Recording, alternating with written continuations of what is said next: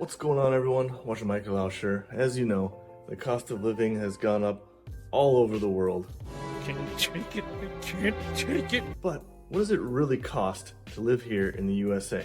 We all make different choices about what we do for work, where we live, what we buy, and of course, these things all affect our own cost of living. Me, for example, I do not like to be in debt. I prefer to pay cash for things that I can. My debt is paid. And have some money in the bank in case of an emergency. A lot of people in the US really struggle to make ends meet, but also a lot of people do have money, but they spend it all on their house or their car or whatever they can afford in a monthly payment. It's hard to say exactly as there are different studies about this, but at least 40, maybe up to 60% of Americans live paycheck to paycheck and have almost no emergency savings to cover 1 month of expenses. So half of Americans are 1 month away from financial catastrophe. That's crazy to me, so I prefer to be in the other 50% so I don't have to lay awake at night worrying about things. I feel very lucky and blessed to have had parents that taught me about financial responsibility, how to save, how to invest. With that said, let's see how much it costs now to live in the USA. First and foremost, the big one, housing. You could go to a small town in rural USA and have a huge house for $250,000, or you could go to New York City and have a tiny apartment for the same price. The same goes for rent, but we can look at some averages here. The area where I live is a little more expensive than average, so I think we can use a lot of examples here. It's definitely going to be way cheaper than living in New York City or in Los Angeles. Let's look at a few examples to see what you can get for that kind of money. Here's an apartment in a great location next to good schools, very close to town.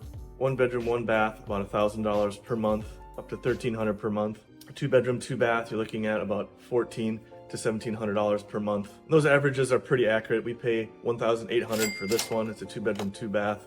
Great location, great schools, great amenities. What about a house?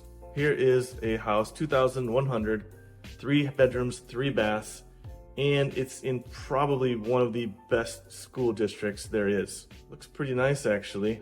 I might have to move. How about for buying a house? What can we get? All right, right here, first one that came up is a 4 bedroom, 3 bath house for $510,000. It's in a great neighborhood with great schools, as you can see here. 2,200 square feet, that's good size. What would that cost per month? With your principal and interest, property taxes, home insurance, and HOA fees, you're looking at just about $3,000 per month. What about utilities? Electric's gonna be your big one. In this apartment, we pay about $80 per month. In a 4 bedroom house like you saw, it's probably gonna be at least $150 a month. We don't have natural gas here, so we don't pay anything for that. Water and sewer is gonna be from $40 to $70 per month. Trash services could be about $15 to $20 per month. And your internet. You can get basic internet for maybe $40 or $50. Or if you want Google Fiber, you're probably talking $100 per month. Then you've got all these other little things like Amazon Prime, $13 a month. Gotta have that. Get your packages same day or next day. $7 for Netflix. And our mobile phone plan is actually very cheap. We only pay $15 a month each. That is because our mobile phone plan is also with our internet provider, so we get a very good deal on that. Normally it would be about $30 a month each, and the service is fantastic. The next big one, which I'm sure you're all wondering about, is groceries. Most households spend an average of $400 to $800 per month on groceries. Now you can be like me and discount shop at places like Costco and Aldi. Everyone here, and I mean everyone, has a Costco membership. It is by far the busiest place in this town. We don't go to Costco every month, maybe every 6 weeks or so, but when we do, it's usually about $300 each. So we'll say $250 per month. We go to Aldi a lot, about $100 per month. We also go to Trader Joe's a lot, another $100 per month. Sometimes I'll go grab a few things across the street, another $50 per month. In total, we spend about $500 per month on groceries in our household. But I will say, we do eat very well. Now, what about going out to eat? There are no cheap options like an 8-kwai bowl of dumplings or a 6-kwai bowl of noodles here, with maybe the exception of the Costco hot dogs, which are $1.50, and the price has never changed and will never change. Other than that, cheap meals just don't exist. We mostly cook at home, but we do like to go out once a week as a family. I will say that I do collect a lot of coupons, so I get a lot of good deals when we go out to eat. So overall, we probably spend about $200 per month dining out. Transportation. Yes, there is public transportation here. Believe it or not, there's a bus that goes right downtown.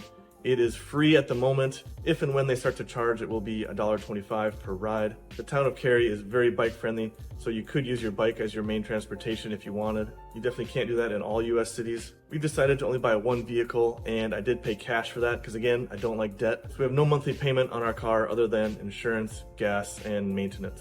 If you want to buy a used car, you can use this little calculator here. Say you want to buy a car for $20,000.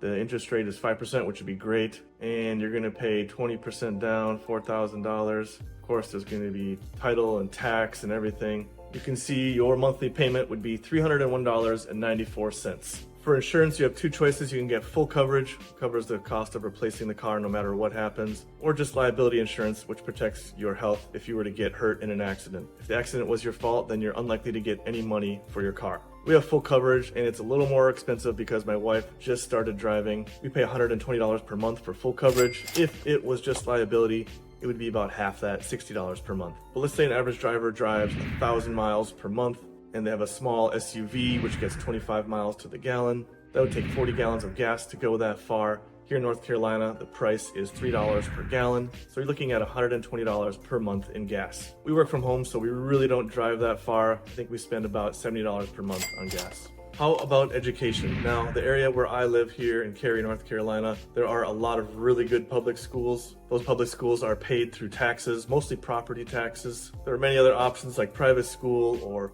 homeschool or hybrid schools available to you. But for a top-notch private school, it could be $30, $40, even $50,000 per year. The easiest thing for us was to move into a good area which we knew had good public schools. What about daycare?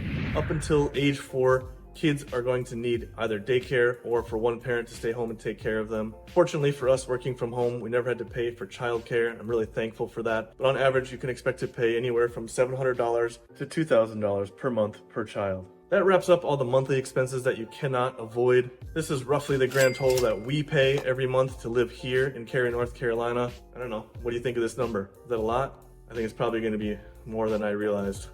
You're probably wondering about the cost of health insurance, which everyone is supposed to have, but not everyone does. This is a very complicated topic, which I'll try to make as simple as possible. But basically, you can get health insurance through your employer. Maybe they'll pay it for you or pay part of it for you, or you can purchase your own individual plan. The average household in the US spends anywhere between $500 and $1,500 per month on health insurance. It varies a lot depending on your income, because if you have a lower income, the government gives you a big tax credit, which pays for most or all of your health insurance. So let's just assume one spouse makes $50,000 and the other spouse makes $50,000 for a household income of $100,000 per year.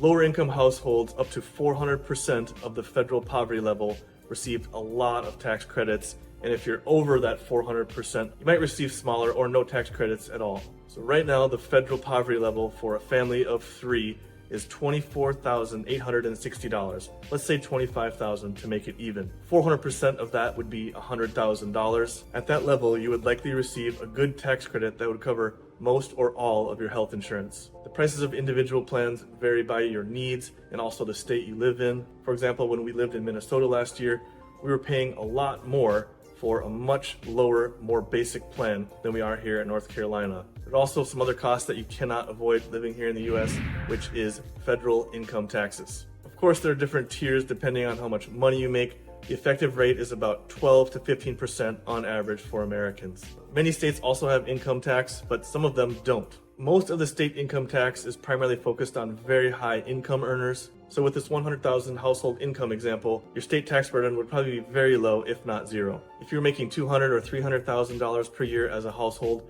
then a lot of those state income taxes will start to kick in. Now, having said all that, I do have a ton of tips on how to save money here in the US, which I will talk about in another video. And let me know your thoughts on the cost of living in the US. Is it more or less than you expected it to be? That's all from me for right now. So as always, stay safe, stay happy, stay healthy. 我是麦克老师，下次再见。